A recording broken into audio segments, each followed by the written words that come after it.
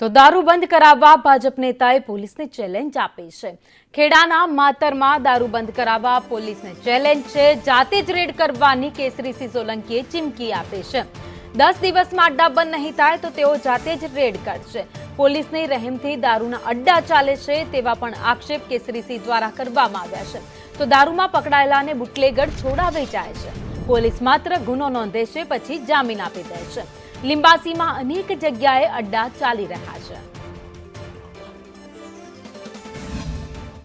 Police red કરે છે, red કર્યા પછી દારૂ પકડાય છે, દારૂ પકડાયા પછી પોલીસ સ્ટેશનમાં આવીને જે વ્યક્તિને પકડી લાવે છે એ સાઈડમાં રહે છે ને મોટો બુટલેગર આવીને પોલીસ સ્ટેશનના પોલીસના કર્મચારીઓને ફાવે એવી ગારો બોલે એટલે સરકાર આ બાબતે ચોક્કસ ધ્યાન દે। આવું પોલીસ ગારો સાંભળે ને દારૂનો ધંધો કરાવતી હોય પોલીસ ખુલ્લેમ પેલો ભાઈ એવું કહે છે કે તમે અમારી જોડે હપ્તા લો છો, તમે આ રેડ કરો જ કઈ રીતે। એટલે હું આ પોલીસ ઉપર કહેવા માંગુ છું કે તમે જે આ રીતે ખુલ્લેઆમ લોકોને દારૂના અડ્ડા ચલાવવાનું જે ચાલુ કર્યું છે આવનારા 10 દિવસની અંદર તમે તમામ લીંબાસી પોલીસ સ્ટેશનને હું કહેવા માંગુ છું તમારા હદની અંદર एक लिंबासी पेट्रोल पंप ની બાજુમાં ખુલ્લેઆમ સ્ટેન્ડ ચાલુ છે, ભલાડા હરસિદ્ધિ માતાની સામે ખુલ્લેઆમ સ્ટેન્ડ ચાલુ છે।